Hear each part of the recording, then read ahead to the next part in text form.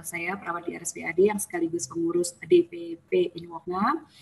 Saya akan mengambil suatu judul atau tema yang tadi sudah disampaikan oleh Pak Jaja sebagai host. Jadi tantangan dan bagaimana solusinya selama perawatan luka di masa pandemik tersebut.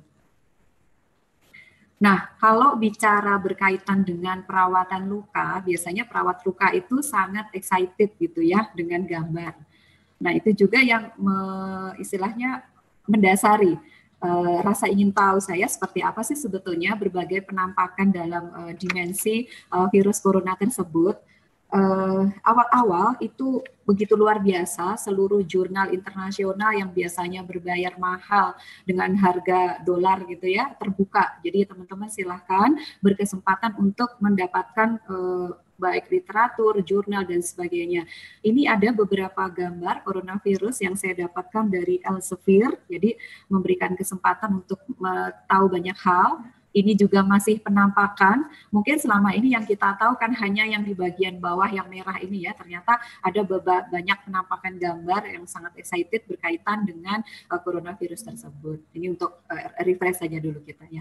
Baik, tadi sudah disampaikan sebetulnya sama Pak Ketum di awal bahwa memang awalnya perawatan luka dianggap sebagai sesuatu yang non-esensial pada masa-masa awal pelaksanaan pandemi COVID. Dan saat ini pun Indonesia dengan kurva yang ada, setiap hari kita mendapatkan update-nya, masih terus meningkat angka-angkanya.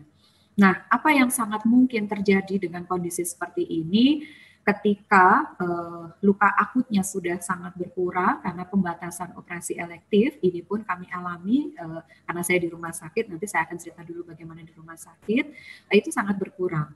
Dan pasien-pasien kronis yang perlu penyembuhan lama dengan berbagai luka kronis sangat berpotensi untuk terjadinya infeksi. Bahkan tadi sama Pak Ketum disampaikan mungkin kalau pasien dengan diabetes foot ulcer, gangrene bisa amputasi, berimbas pada sepsis dan mungkin pada kasus-kasus kematian yang tidak sampai kepada rumah sakit. Lalu bagaimana sikap kita menghadapi fakta bahwa update dari hari ke hari kondisinya juga masih semakin meningkat. Ini saya dapatkan tanggal 27 Mei kemarin sebelum saya kirim ke Satgas, kita masih di 23.800 sekian ya. Tentu hari ini sudah bertambah, mungkin sampai mendekati 24 dan seterusnya. Kita ada di Satgas COVID.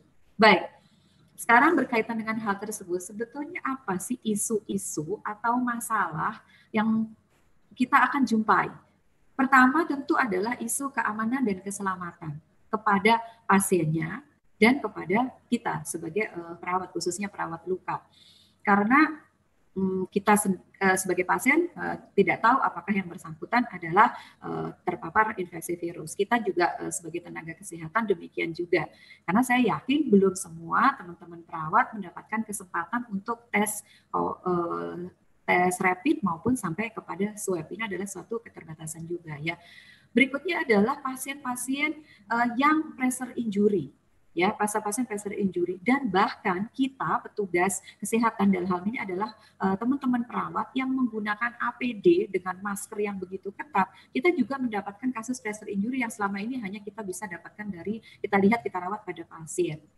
Fakta berikutnya adalah pasien-pasien dengan luka kronis, apalagi pasien-pasien dengan komorbid, itu adalah pasien yang sangat rentan mendapatkan resiko tertular dengan kasus COVID tersebut.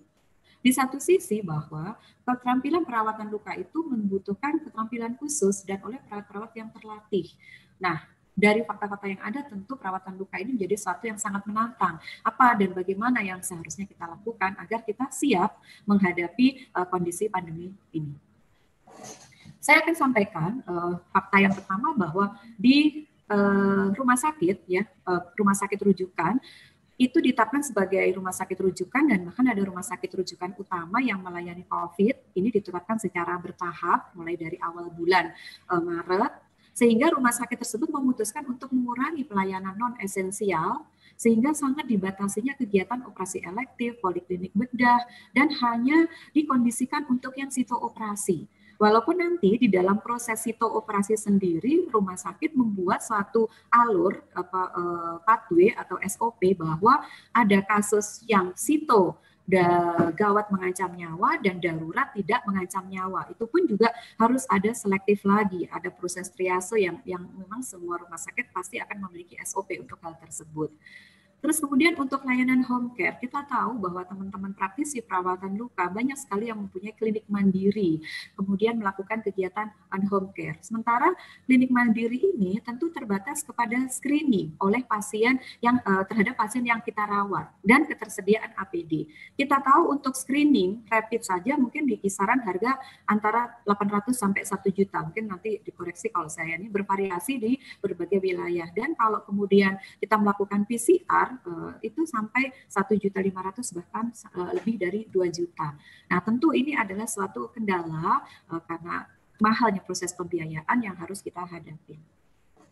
Saya akan mencantumkan dalam beberapa slide yang bisa Bapak Ibu searching lebih lanjut untuk mendapatkan literatur lebih karena banyak sekali jurnal terbuka untuk hal tersebut. Nah, ada hal yang berbeda yang kita harus pahami dulu, bagaimana sebetulnya perawatan luka sebelum ada pandemi COVID ini dan setelahnya. Kalau dulu kita bermaksud bahwa semua kepada rumah sakit, kepada wound center, ya center-center perawatan luka itu dilakukan. Rasanya hampir jarang gitu ya pasien-pasien yang ada di rumah, kecuali yang memang diterlayani secara home care. Tetapi itu menjadi suatu paradigma yang berbeda, di mana pasien-pasien yang di rumah sakit, kalau memungkinkan, pasien-pasien dilakukan triase, bisa lewat telepon dengan telemedicine yang tadi disampaikan oleh Pak Ketum, dengan berbagai akses dan teknologi yang ada, untuk dilakukan di klinik maupun di rumah. Dan ini kan perlu suatu strategi khusus. Dan ini pun bukan hanya di Indonesia, tetapi hal tersebut diadopsi atau disepakati di berbagai dunia, di mana pada wound care without wall gitu, bahwa kita tidak berbatas ya, tanpa batas, tanpa dinding, sehingga pasien-pasien yang ada di rumah bisa melakukannya sendiri. Nah, ini adalah proses-proses yang tadi disampaikan dengan berbagai pertimbangan, yang tentu pertimbangan ini adalah kepada keselamatan pada pasien tersebut, karena masuk ke dalam rumah sakit rujukan COVID ada ketakutan tersendiri kepada masyarakat. Nah, ini yang kita harus fasilitasi, jangan sampai dengan ketakutan dan tidak dibukanya pelayanan yang dianggap saat ini non-esensial itu menjadikan bahwa pasien tidak mendapatkan haknya dengan baik untuk mendapatkan layanan atau akses pada perawatan luka. Nah, RSPAD kami ditetapkan sebagai rumah sakit rujukan utama, itu mungkin pada awal-awal Maret ya. Rujukannya, ini saya kutip datanya dari Persi, setelah Sulianti Saroso dan Persahabatan, maka RSPAD ditetapkan sebagai rumah sakit rujukan utama. Saya bersyukur ada di dalamnya karena tentu memberikan kesempatan kepada kami untuk belajar banyak tentang berkaitan dengan pasien-pasien. Pasien yang kita terima adalah pasien-pasien yang dengan komorbid. Jadi kami mendapatkan pasien-pasien tentu dengan gejala sedang ke berat, dan berat pun sudah dengan kondisi-kondisi komorbid tersebut. Lalu apa yang mesti harus kita lakukan, solusi dan sikap kita dalam proses perawatan luka, kami akan bahas satu persatu. Nah, tadi ketika disampaikan bahwa wound care without walls, maka kita mengacu ini karena ada beberapa dasar yang melatar belakanginya bahwa pasien-pasien yang dengan komorbid dia akan meningkat, resikonya untuk tertular daripada COVID-19, sehingga kita memfokuskan kepada mereka supaya tidak tertular. Nah, salah satu upayanya itu tadi, mengurangi kenyataan adalah kunjungan ke rumah sakit atau rumah sakit rujukan tersebut, supaya untuk mengurangi komorbid yang dialami oleh pasien-pasien tersebut. Sehingga lalu yang kemudian adalah kita mengadopsi konsep new normal atau normal baru yang 2 minggu terakhir ini sangat digaungkan. Sebetulnya itu sudah diadopsi kira-kira bulan yang lalu, dunia sudah mulai melakukan ini, sehingga kita memfokuskan kepada keselamatan pasien.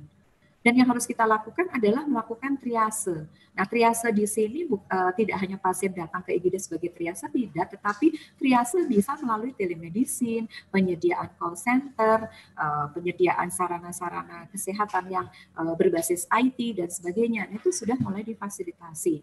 Karena dengan konsep wound care without wall ini kita harus mengoptimalkan teknologi yang bisa diakses di masyarakat. Dan ini ada riset yang sudah dipublikasi.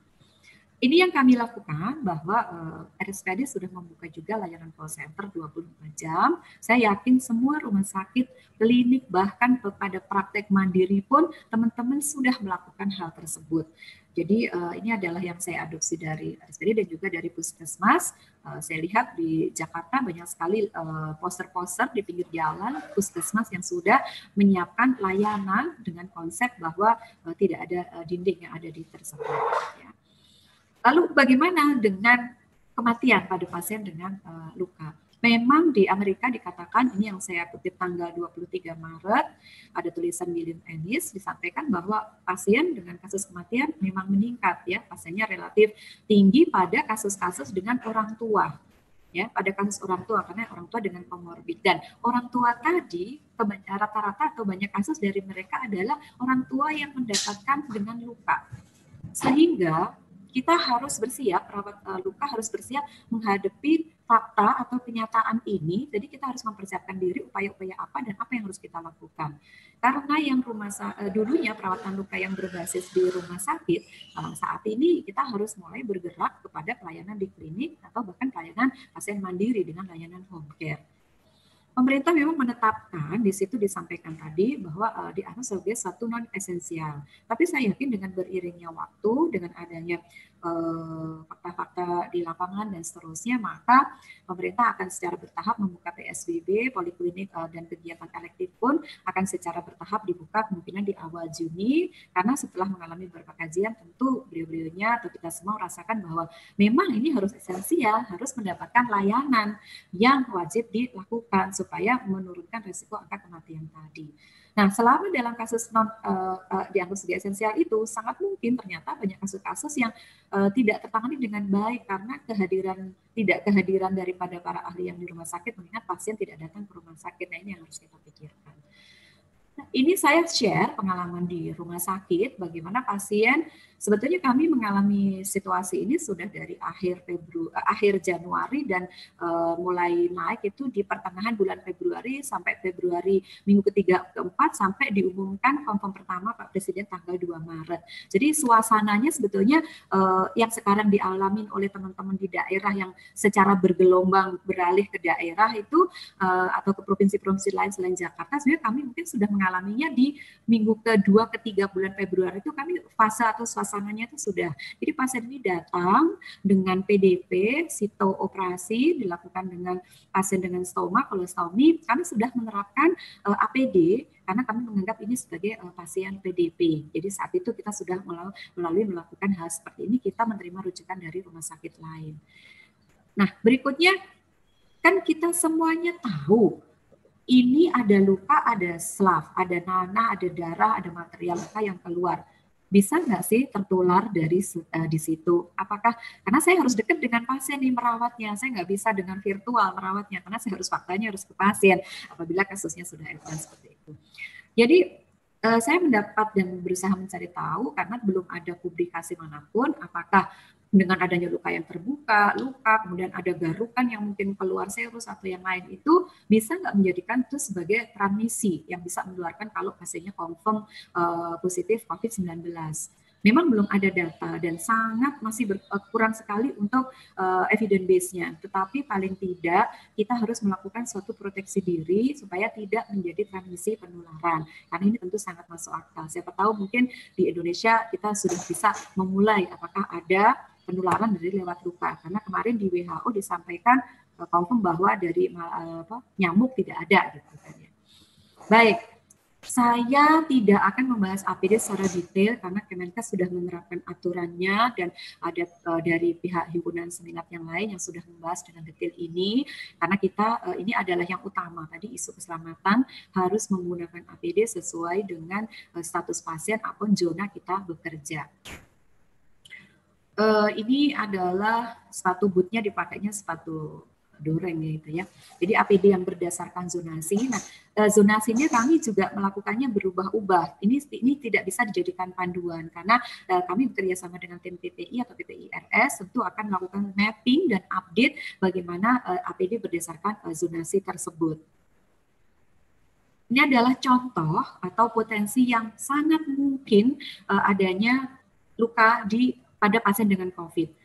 Pertama, pressure injury karena tirah baring lama, pasien dengan kelemahan, pasien dengan penurunan kesadaran, kemudian ada penggunaan alat, entah itu alat-alat intubasi, oksigen, NGT maupun yang lain.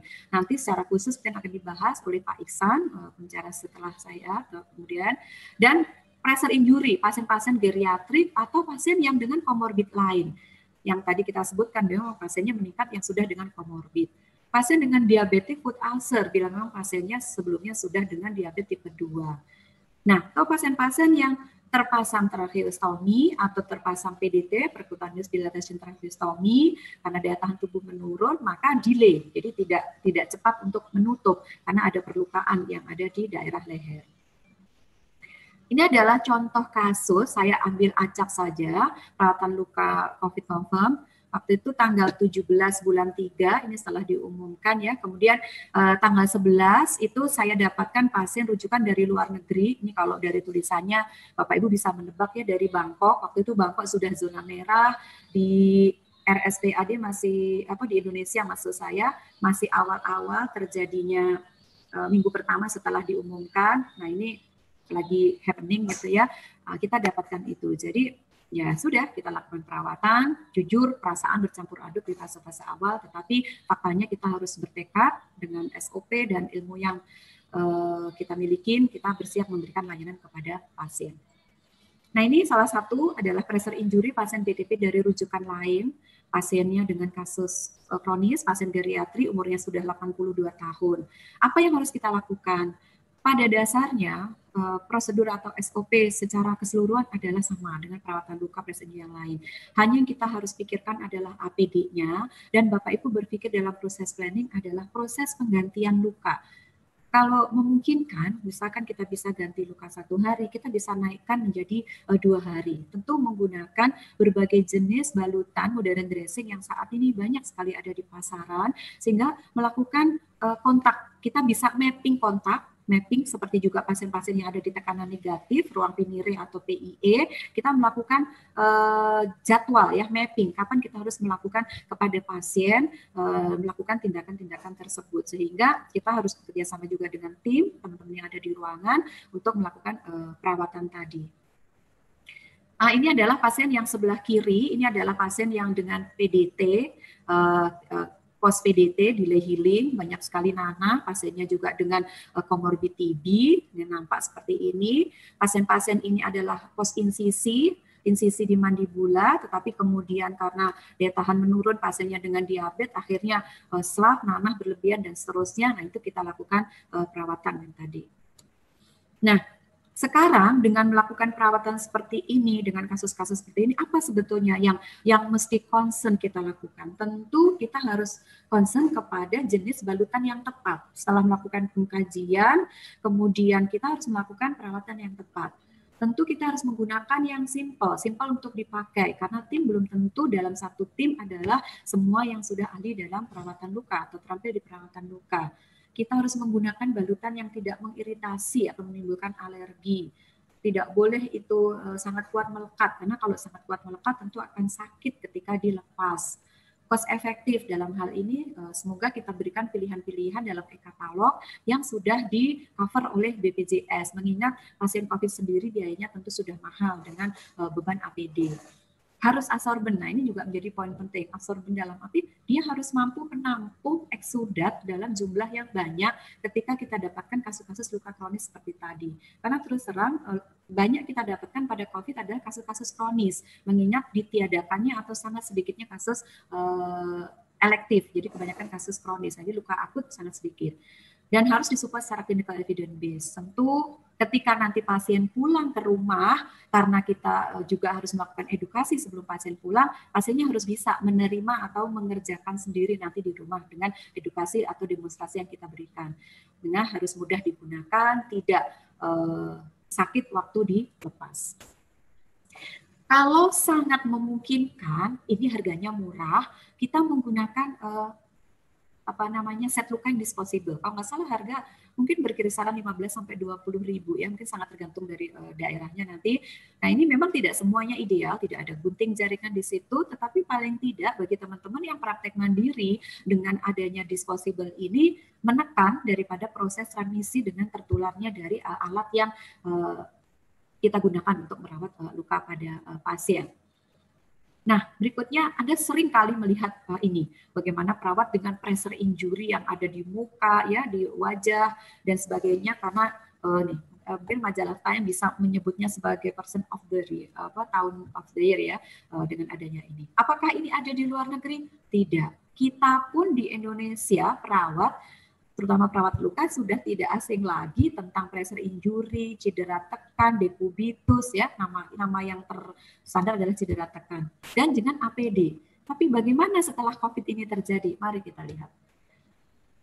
National Pressure Injury Assessor Panel sudah mengeluarkan suatu risetnya bahwa penggunaan masker N95 yang sangat ketat dalam jangka waktu yang lama sangat memungkinkan terjadinya pressure injury pada daerah muka. Untuk itu kita concern supaya bagaimana dilakukan suatu evaluasi supaya tidak terjadi hal tersebut. Memang pada faktanya ya kita nggak bisa melepaskan si masker itu gitu ya, dan maskernya memang harus ketat supaya tidak ada transmisi yang ada di situ. Nah, inilah mengakibatkan adanya friction atau gesekan dan akumulasi daripada embun, karena kalau kita pakai Google, pakai mask itu kan embun yang dari lab kita justru ada di situ, sehingga menjadikan tampak sangat lembab sehingga mudah terjadinya infeksi. Ini yang tadi saya sampaikan, tandanya muncul tidak hanya infeksi bisa jadi karena ada iritasi, ada kemerahan, ada maserasi di daerah-daerah yang memang terpapar baik kacamata Google maupun N atau KN95. Saya sampaikan ini dulu. Ini adalah gambaran, bukan berada di Wuhan, bukan berada di mana-mana. Terima kasih kepada teman-teman RSPAD yang sudah mengizinkan. Ini kasus-kasus di awal, kita lihat ada beberapa eritem, ya. Ini tidak pada fase awal sekali dapat. Ini saya setelah memakai 3 jam kurang lebih, ini pun seperti ini. Itu pun kita pakai sekali-kali. Jadi ini terjadi karena APD. Nah, bagaimana supaya itu tidak terjadi pada kita? Tentu kita harus melakukan pengkajian. Setelah selesai, kita mandi, paling tidak 2 kali yang tadi disebutkan, kita harus mencuci dan mengeringkan wajah. Ya, kemudian kita harus memberikan yang disebut sebagai prevent foam yang ditaruh di muka di daerah lipatan tadi, kemudian kita tempelkan. Memang ada 2 jenis foam, ada yang nempel lengket karena dia dengan adhesif, dan ada yang tidak. Memang yang lengket lebih nyaman dan lebih mudah untuk direkatkan. Dan foam ini harus dipakai sekali pakai sama Bapak dan Ibu, tidak boleh kemudian dipakai lagi karena kita tentu sangat memikirkan resiko terjadinya penularan sehingga sekali pakai buang. Dan kita harus melakukan hidrasi pada tubuh. Hidrasi dalam arti ketika kita tidak memakai APD maka dicukupkan makan dan minumnya. Ini menjadi krusial ketika puasa. Dicukupkan makan dan minumnya. Pada waktu tidak saat berdinas maka gunakanlah pelembab pada daerah muka dengan baik, dan untuk bapak-bapak mohon maaf yang pada masih merokok sangat tidak direkomendasikan untuk merokok supaya tidak mengurangi kekeringan pada daerah wajah. Ini adalah yang harus Anda lakukan bila Anda menemukan pressure injury tadi pada daerah muka. Anda harus lapor kepada nurse manager atau senior yang ada di situ. Kemudian Anda harus pikirkan alternatif jenis masker, karena masker N95 itu sekarang banyak sekali ada di kita, itu berbagai macam. Jadi ada beberapa pilihan yang tidak ketat gitu ya, tapi cukup aman. Anda bisa berikan foam sesuai dengan wajah, nanti punya pola, dan lepaskan segera setelah pemakaian. Dalam satu shift dinas kita menjadi bagi 2 tim sehingga maksimal 3-4 jam kita menggunakan APD, setelah itu kita rilis atau download. Ini adalah panduan yang bisa dibagikan, kita bagikan kepada teman-teman, nanti bisa diadopsi bahwa untuk, saya akan lebih jelaskan di sini, dalam 10 kali 10 atau 15 kali 15 itu ini dibagi untuk dahi, ini untuk di kedua telinga, dan ini adalah untuk di daerah pipi dan daerah hidung atas. Setelah dibuat pola ini ada 3, saya akan contohkan. Ada beberapa foam yang tersedia di pasaran, banyak sekali produk-produk dari farmasi yang sudah menyiapkan berbagai jenis foam yang bisa Anda gunakan, bisa menggunakan ukuran 15 kali 15 atau menggunakan ukuran 10 kali 10 sesuai dengan luasnya muka Bapak dan Ibu. Nah, setelah kita dapatkan form ini, maka kita ukur yang tadi ukurannya, ya. Ini saya mendapatkan ukuran seperti ini untuk 10 kali 10, kemudian kita buat pola. Anda cukup 1 atau 2 kali gunting, nanti dapat tuh polanya terhadap wajahnya seperti apa, itu sudah dapat. Nah, setelah diukur akan seperti ini, dan inilah kemudian 3 bagian ini ya, yang ini adalah untuk dahi, kemudian ini untuk kedua telinga, dan untuk daerah pipi dan hidung, yang bisa kita pergunakan sebelum menggunakan APD. Nah, untuk menggunakan APD ini, Bapak dan Ibu mungkin butuh waktu antara 15 sampai 25 menit. Ini tergantung dari sudah terbiasa atau belum gitu ya, karena perlu waktu dan saling koreksi antar teman untuk prosesnya tersebut. Dan Anda harus perhatikan cara pemasangannya supaya tidak mengkerut gitu. Jadi ada sedikit tarik supaya pas pada daerah dahi dan seterusnya, sehingga nanti nyaman tapi tetap terlindungi, tetap coverful dengan baik sehingga transmisi itu tidak terjadi. Sekarang balik kepada pasien. Ketika pasien-pasien yang sudah kita lakukan, maka dengan tadi prinsip bahwa absorben memungkinkan menggunakan alat disposable, dari awal kita sudah harus lakukan edukasi terintegrasi untuk perawatan di rumah dan sebagainya. Kita ajarkan isolasi mandiri, kita berulang kali melakukan edukasi baik kepada pasien maupun memungkinkan dengan tutorial YouTube kepada keluarga dengan link dan sebagainya, dengan memberikan fasilitas dengan tim untuk persiapan pasien-pasien pula, maka kita bisa mengoptimalkan media komunikasi untuk tetap terhubung dengan pasien, mendapatkan rasa kenyamanan sehingga terus mendapatkan bimbingan dari kita. Ini yang perlu kita persiapkan untuk pasien-pasien, persiapan pulang.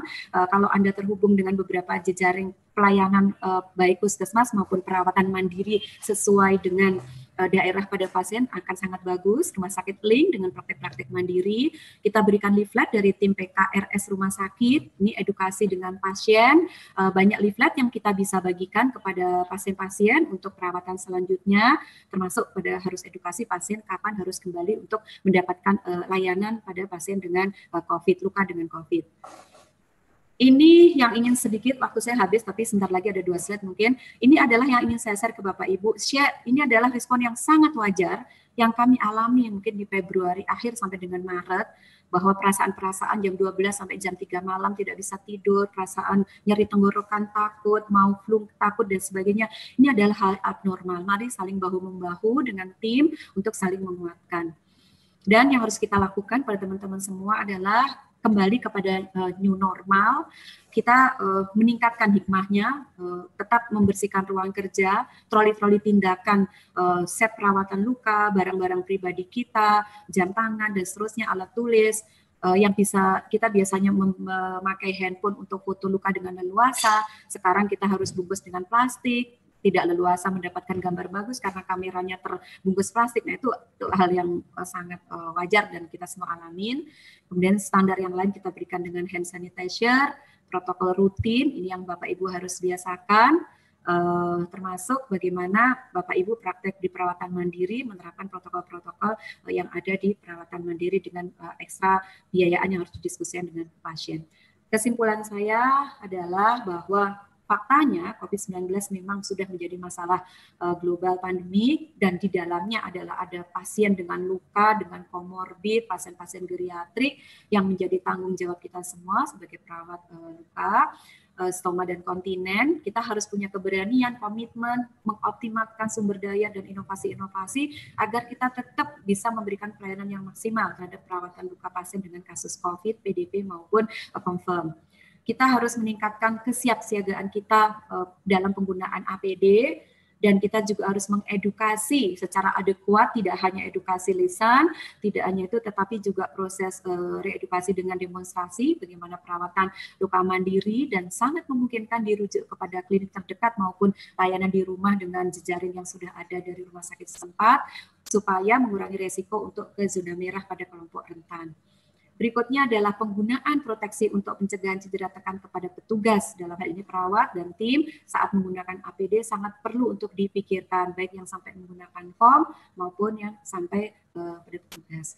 Terakhir, selective dressing yang tepat supaya absorpsinya maksimal wajib kita berikan kepada pasien-pasien untuk mendapatkan pelayanan supaya memberikan mapping untuk proses penggantian. Itu yang bisa saya sampaikan. Ini nanti materi bisa di-download sesuai dengan arahan panitia dari PPNI yang bisa disampaikan. Terima kasih. Semoga pencegahan pressure injury, dampak dari trombostoponi pada pasien COVID-19.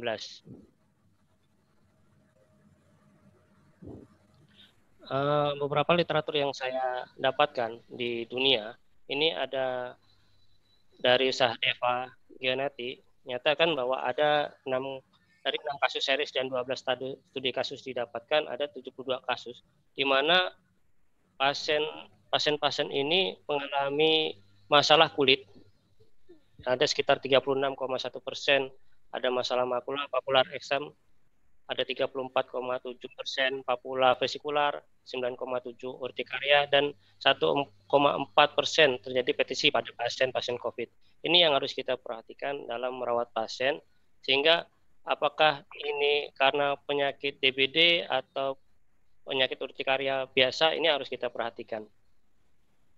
Di Indonesia sendiri saya dapatkan penelitian dari Gunawan, itu menyatakan bahwa ada 20,4% pasien COVID-19 terjadi manifestasi cutaneous, di mana terjadi kemerahan. Mungkin saya akan lihatkan gambarnya. Nah, di sini ada kemerahan, ada manifestasi kemerahan di kulit pasien. Ya, yang ini hampir sama seperti morbili, tetapi ini adalah pasien-pasien COVID. Kalau yang ini nampak sekali mereka ada kemerahan, ini karena ada trombostopeni, ya ada pecah pembuluh darah di daerah tepi-tepi kulit, sehingga akan menyulitkan kita dalam merawat luka. Apakah ini karena dia eritema karena lukanya atau tidak? Coba kita perhatikan pada luka pasien ini. Ini pasien di Rumah Sakit Sudarso yang kami dapati, pada waktu swab yang kedua dia positif. Kita dapati bahwa ini lukanya merah. Kalau kita di sini daerah dekubitus, kalau ada kemerahan di sini, ini mungkin karena eritema saja. Tetapi beberapa literatur menyatakan bahwa ini adalah masalah trombostopeni karena adanya masalah kulit, ya, masalah COVID. Jadi ini harus kita perhatikan. Jadi pada waktu kita merawat pasien, hati-hati, jangan hanya kita memperhatikan lukanya saja, tetapi kulit sekitarnya, karena ini bisa menjadi ladang infeksi bagi kita. Jadi ini juga di daerah punggungnya itu ada terlihat kemerah-merahan. Ini bukan gara-gara eritema dari daerah dekubitusnya atau karena tirah baring, tetapi karena ada trombostopenianya.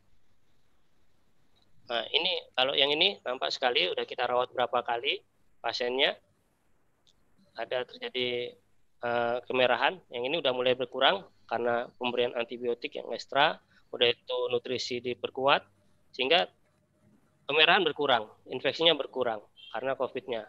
Nah, sedangkan lukanya alhamdulillah terjadi perbaikan. Nah, kalau kita lihat definisi dari dekubitus sendiri, bahwa dia ada area trauma jaringan lokal yang biasanya berkembang di mana jaringan luka tertekan di antara penonjolan tulang dan permukaan luar dengan periode waktu yang berkepanjangan. Ya, sering banyak sering berada di tonjolan-tonjolan di sakrum. Tadi kita lihat di daerah sakrum, tetapi itu ada kemerah-merahan. Ini karena sebagai tanda ada nekrosis jaringan lokal. Istilah dekubitus ini berasal dari bahasa Latin decumber, yang berarti berbaring. Ini kalau kita lihat gambarnya, di mana ada terjadi tekanan dari tulang ini, ya, dari tulang menekan di daerah jaringan, dan di sini ada pembuluh darah yang tertekan, sehingga dia lama-lama akan terjadi nekrosis. Kalau kita lihat bahwa tekanan tersebut akan menyebabkan pembuluh darah itu tertekan, sehingga dia tidak bisa memberikan makanan ke daerah-daerah sekitarnya, sehingga jaringan akan mati. Dan yang tidak kalah pentingnya dalam dekubitus, ini adalah ada shear stress. di mana terjadi pergeseran antara dua permukaan yang berlawanan secara kuat. Share stres ini bisa terjadi pada waktu kita membereskan pakaian pasien atau pada spray pasien, ya, karena tarikan atau apa sehingga terjadi pembuluh darah ini bergeser, sehingga akibatnya yang terjadi pembuluh darah akan tertekan sehingga dia tidak akan memberikan makanan di daerah sekitar yang tergeser tersebut, yang lama-kelamaan akan bisa terjadi dekubitus. Nah, ini kalau kita lihat gambar-gambar dari tekanan pressure, ya. Kalau berbaring, ini ada beberapa tempat di belakang kepala, di daerah shoulder, terus di daerah sacrum, bisa di siku, bisa di jari kaki. Kalau dia miring, ini mungkin untuk para praktisi perawatan sudah sering, sehingga ini yang harus kita perhatikan sehingga tidak terjadi dekubitus. Ini kalau kita melihat bahwa COVID-19 ini, maka dia akan menyebabkan adanya peningkatan dari sitoskin yang akan merusak dari tulang-tulang, ya, ataupun adanya infeksi dari pembuluh darah dan tulang yang akan menyebabkan disfungsinya hematopoietik dan perkembangan tulangnya, sehingga akan menurunkan dari produksi platelet. COVID juga dia akan meningkatkan autoantibody dan imun kompleks yang akan menyebabkan sel darah merah ini akan hilang di daerah sistem imun yang akan merusak dari trombosit sendiri, ataupun adanya kerusakan di daerah paru-paru yang mengaktifasi dari platelet yang akan dia akan pecah menjadi mikrotrombus. Jadi ada sel-sel darah merah itu yang mengental, walaupun dia kecil-kecil tapi dia akan mempengaruhi yang lain. Ataupun pada kapiler pulmonar itu akan menyebabkan terjadi fragmentasi yang menyebabkan produksi dari platelet akan menurun, sehingga sirkulasi platelet berkurang atau menurun, sehingga dia akan terjadi kekurangan trombosit yang nantinya akan mudah berdarah. Ya, ada terjadi pecahnya pembuluh darah di daerah-daerah kulit sehingga terjadi kemerah-merahan. Kalau untuk injury sendiri ini karena ada kurangnya mobilitas, kurangnya aktivitas, atau ada gangguan persepsi sensori, atau yang menyebabkan terjadinya tekanan, menyebabkan terjadi perkembangan luka. Di faktor intrinsik sendiri itu karena ada kelembapan yang tinggi, ya. Kan pada pasien COVID sendiri dia ada panas yang menyebabkan dia terjadi peningkatan suhu ataupun terjadinya keringat yang berlebihan yang menyebabkan terjadinya peningkatan kelembapan. Pada waktu dia bergerak bisa jadi terjadi gesekan ataupun ada tekanan yang kuat sehingga merusak jaringan, toleransi jaringan. Atau dari faktor intrinsik sendiri, pasien terjadi penurunan kesadaran sehingga akan terjadi nutrisi akan berkurang. Ya, udah itu kita tahu bahwa yang banyak masuk ke komorbid yang dia tidak sadar banyak orang-orang lansia di atas umur 60 tahun. Sehingga ada juga tekanan dari arteriolar yang sehingga menyebabkan toleransi dari jaringan berkurang, sehingga akan terjadilah kerusakan perkembangan tulang luka. Hipotesis lain bisa dari karena stres emosional, yang karena kelamaan. Karena kalau di Jakarta mungkin agak cepat ya untuk swab-nya itu bisa 3 sampai 1 minggu. Sedangkan di Pontianak sendiri itu kami yang petugas kesehatan saja bisa sampai 1 bulan nunggunya, sehingga bisa terjadi stres emosional. Karena itu bisa terjadi depresi, dia akan sering berada di atas tempat tidur, bisa menyebabkan terjadi perkembangan luka. Karena tekanan yang kuat, terjadilah jaringan iskemik, sehingga terjadi perkembangan dari luka tersebut. Ataupun karena adanya rokok ataupun temperatur yang meningkat, sehingga toleransi jaringan itu bisa berkurang sehingga bisa menyebabkan terjadinya luka. Sedangkan pada respon seluler di sini bahwa apabila terjadi tekanan, maka terjadi hipoksia pada jaringan sehingga menyebabkan nyeri, tekanan yang berkurang, akan terjadi hiperemia, terjadi hipoksia, dan akan terjadi luka. Sedangkan yang lain akan terjadi pressure persisten, akan terjadi iskemik pada jaringan, metabolisme yang kurang, akan meningkatkan permeabilitas kapiler, yang nantinya terjadi edema dan akan menyebabkan terjadinya personal ulcer.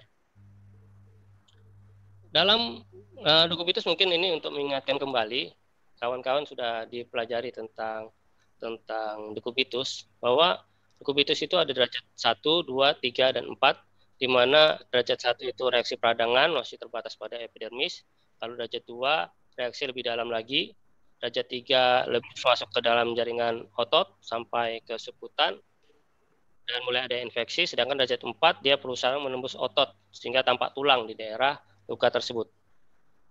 Ini kita lihat gambaran. Ya.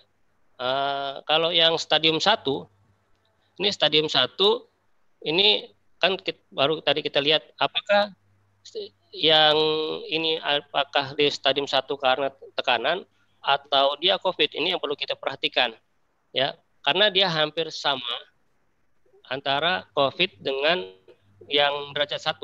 Kalau yang derajat 1, dia blank erythema. Blank erythema itu pada waktu kita tekan, maka kemerahannya itu tidak hilang. Kalau yang bukan derajat 1 itu pada waktu dia terjadi kemerahan pada daerah tulang tersebut, kita tekan, maka kemerahannya itu hilang. Tetapi pada luka Decubitus dia tidak hilang.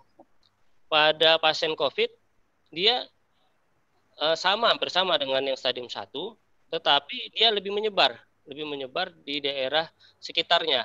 Kalau luka Decubitus, dia hanya di daerah sekitar daerah tonjolan, tetapi untuk daerah yang COVID itu dia lebih lebar, seperti yang kita lihat pada awalnya. Ini stadium 2 sudah ada luka, yang stadium 3 sudah masuk ke dalam, dan stadium 4 sudah sampai ke tulang. Walaupun nanti ada namanya andrajat, di mana jaringannya hitam semua, tidak bisa diketahui apakah dia derajat 2, 3, atau 4. Nah, bagaimana sih pencegahan kita supaya bisa tidak terjadi Decubitus pada pasien-pasien yang eritema ini? Kita yakini dulu bahwa pada waktu terjadinya eritema, maka apakah dia hanya di daerah tulang saja atau dia sudah nyebar kemana-mana? Kalau dia cuma daerah tulang saja, berarti dia kemungkinan Decubitus grade 1. Tapi kalau dia melebar, berarti ini COVID. Ini yang harus kita perhatikan. Dan jangan sampai yang luka trombosit tersebut malah menyebabkan terjadi pelukaan yang lebih luas karena adanya infeksi di situ. Sehingga yang perlu kita lakukan, yang pertama adalah kita coba kaji risiko individu terhadap kejadian luka. Sehingga pasien-pasien yang kita rawat itu tidak terjadi luka. Ya, jadi pada waktu pulang dia masuk itu bagus, tidak ada masalah di daerah tulang kulitnya atau tubuhnya. Pada waktu dia pulang bisa sebulan lebih itu dia tidak ada luka. Skala yang sering digunakan adalah skala Braden dan Norton. Saat ini skala Braden telah diuji validitas di Indonesia dan memiliki nilai validitas dan reliabilitas yang tinggi. Sedangkan skala Suryadi Sanada itu untuk ICU pasien. Ini coba saya lihatkan sedikit tentang Braden scale. Mungkin kawan-kawan sudah familiar tentang Braden scale. Yang dilihat itu sensori persepsi, ya. Apakah dia bisa yang pertama dia respon, ya, bisa seperti bicara biasa, tahu dia adanya stimulus nyeri dan yang lain-lainnya. Udah itu kalau yang kedua dia sudah tidak responnya sudah berkurang, ya.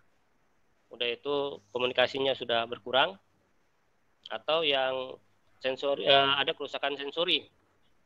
Yang ketiga dia bisa respon verbalnya kurang, tetapi dia komunikasinya sudah kurang nyaman, ya, kurang nyambung. Kalau yang 4 dia tidak ada respon sama sekali. Udah itu yang kedua itu adalah kelembapan.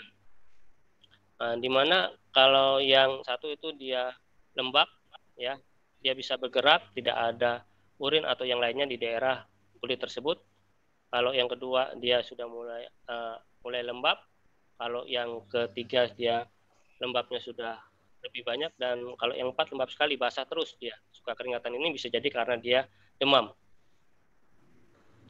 Aktivitas, kalau yang pertama dia tidak berada di atas tempat tidur, yang kedua dia hanya bisa berjalan kadang-kadang saja dan pelan, kalau yang ketiga dia hampir tidak bergerak, sedangkan yang keempat dia hanya berada di ini ya, hanya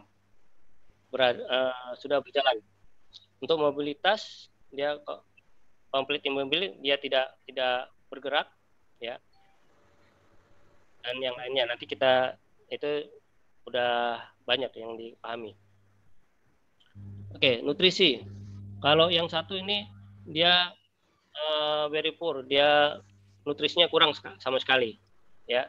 Kalau yang 4 dia makan biasa saja ya, udah seperti kita. Udah itu yang terakhir adalah fracture and share.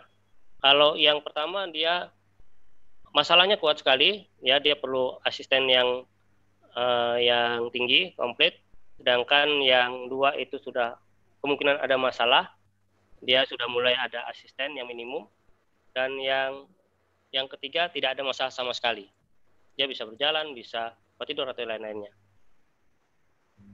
Nah, ini ada tambahan dari SSCL, ada dari body temperatur, ada merokok, dan ada fraction and share, ada SSCL. Oke, intervensi yang lain untuk mencegah terjadinya dekubitus adalah kita mengidentifikasi usia lebih dari 60 tahun. Mengapa 60 tahun?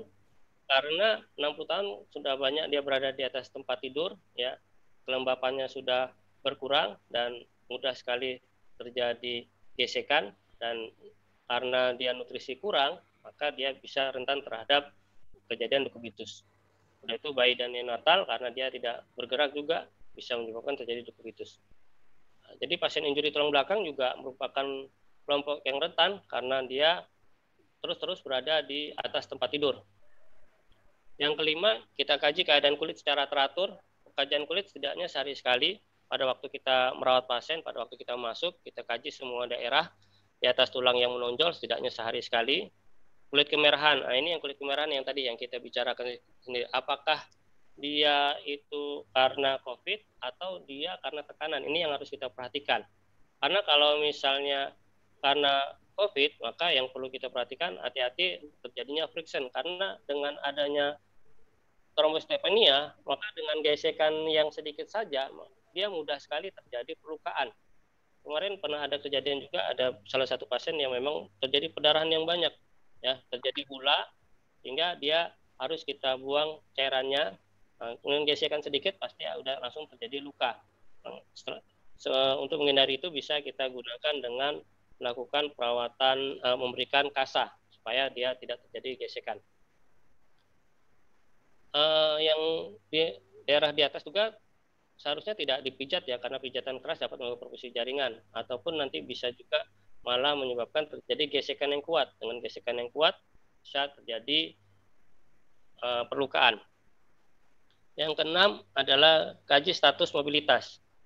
Mobilitasnya kita perhatikan juga, bukan hanya bahwa oh ini pasien COVID ini dia bisa bergerak sendiri, karena pada pasien-pasien yang depresi karena mungkin kelamaan atau apa, itu bisa juga terjadi perlukaan. Ini yang harus kita perhatikan, sehingga mungkin perlu tambahan-tambahan kita untuk menghibur pasien supaya dia tidak terjadi depresi karena terlalu lama diisolasi di dalam ruangan isolasi.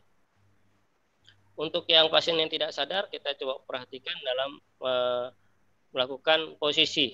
Ini posisi harus kita perhatikan sehingga tidak terjadi tekanan. Tekanan yang posisi derajat yang harus kita perhatikan itu paling tidak 30 derajat, karena kalau semakin tinggi dia bangunnya, maka tekanan semakin tinggi pula yang bisa menyebabkan terjadinya dekubitus. Udah itu antara tulang juga kita perhatikan, jangan sampai banyak bertemu tulang ya, karena kalau banyak ketemu tulang bisa jadi terjadi dekubitus. Pada beberapa pasien COVID juga karena adanya pneumonia yang berat bilateral, maka dia akan terjadinya edema. Nah, edema itu menyebabkan terjadinya kelembapan di daerah ekstremitas, sehingga kalau misalnya dia terlalu lama ketekan, itu bisa terjadi perlukaan juga. Yang keenam, kita coba bisa gunakan bantal di antara lutut kanan dan lutut kiri, atau di antara mata kaki, di belakang punggung, di bawah kepala. Tapi yang perlu kita coba perhatikan juga, kan beberapa pasien juga kita menggunakan monitor. Banyak beberapa kasus kita menggunakan monitor, tapi kabel-kabelnya itu berada di daerah badan pasien.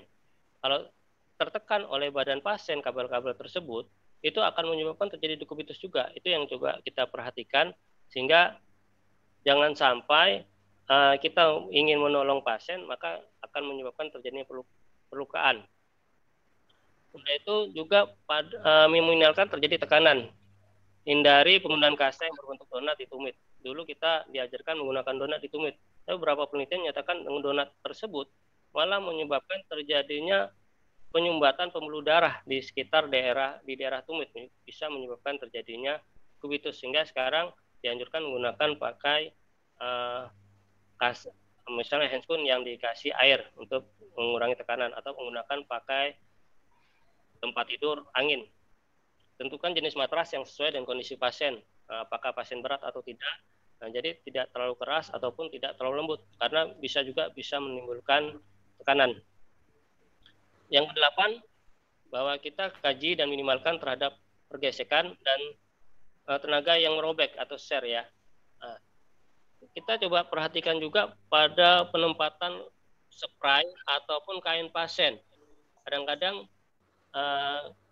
pada waktu penempatan kain itu ada terjadi kainnya yang berlipat. Itu bisa juga menyebabkan terjadinya gesekan. Itu yang harus hati-hati kita perhatikan, sehingga pasien yang tadinya hanya kemerahan karena COVID malah bisa menyebabkan terjadinya dekubitus. Yang ke-9, bersihkan dan keringkan kulit secepat mungkin setelah episode inkontinensia.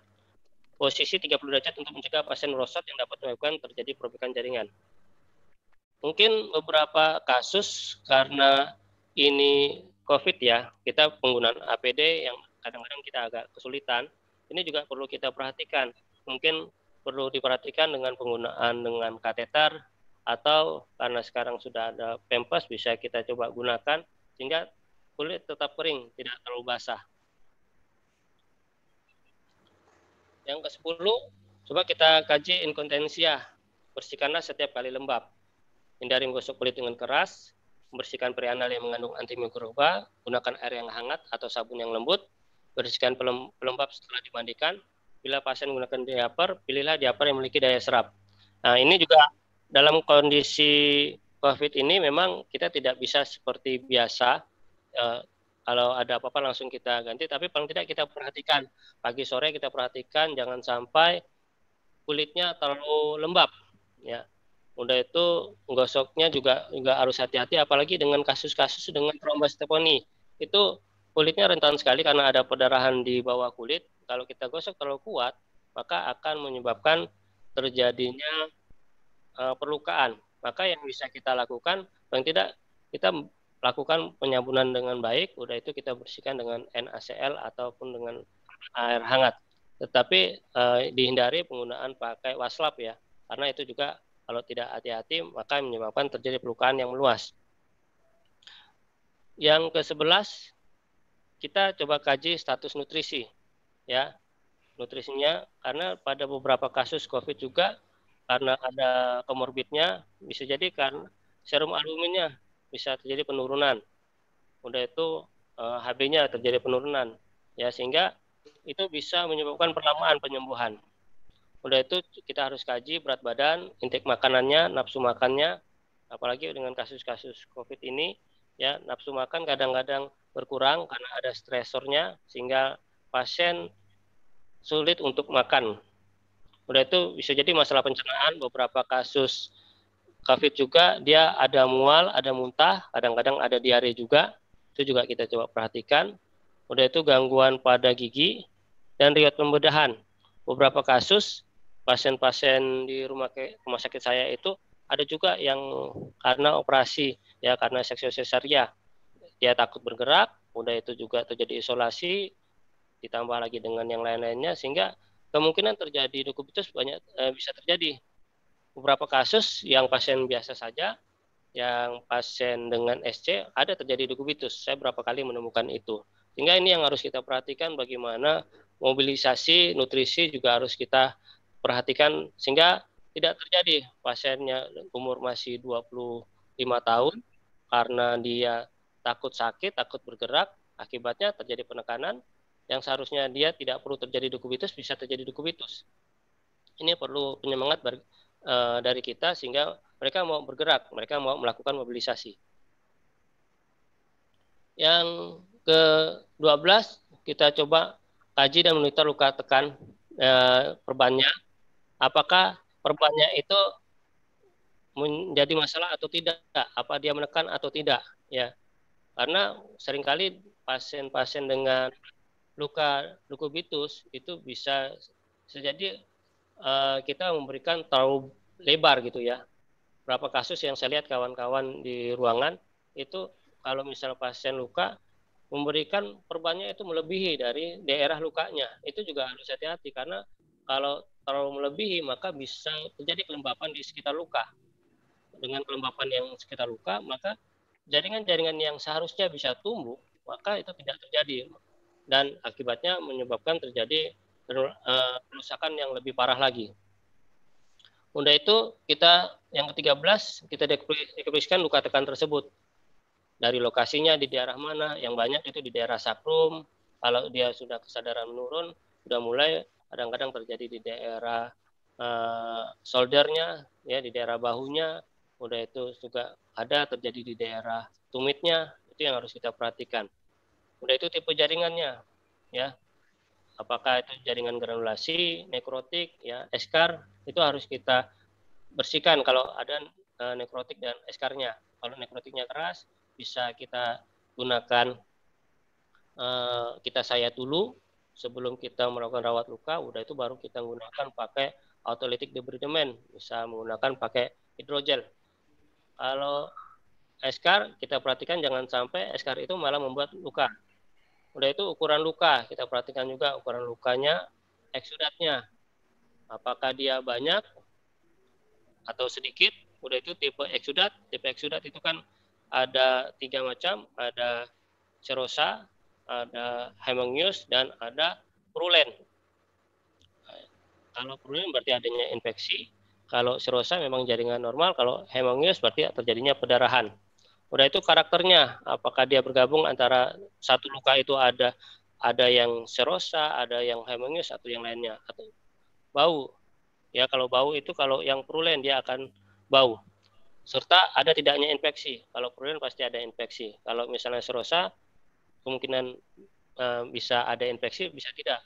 Kadang-kadang pada pasien-pasien dengan luka-luka dekubitus lukanya bagus ya, tapi kita lihat bahwa dia ada mengkilat harus hati-hati, itu namanya biofilm yang sekarang para praktisi luka ini agak kewalahan karena biofilm ini beberapa penelitian tidak bisa digunakan dengan antibiotik apapun. Cara yang terbaik dari biofilm adalah melakukan debridement, kita buang biofilm tersebut.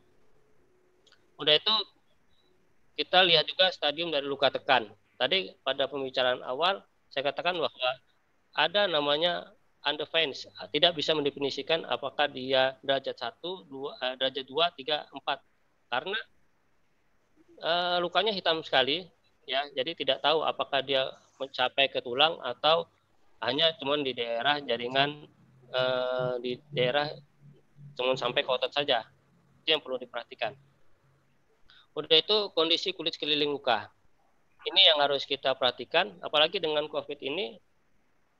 Dengan luka dekubitus dengan COVID ini lebih berat lagi karena terjadinya perdarahan di tepi kulit. Ya, tadi kita lihat gambar awal itu terjadi kemerahan yang lebar sampai ke daerah bahu, sehingga infeksinya terlalu lebih luas. Nah, itu yang kita perhatikan, jangan sampai luka dari COVID ini akan mempengaruhi dari luka dekubitus tersebut. dan yang terakhir adalah nyeri pada luka.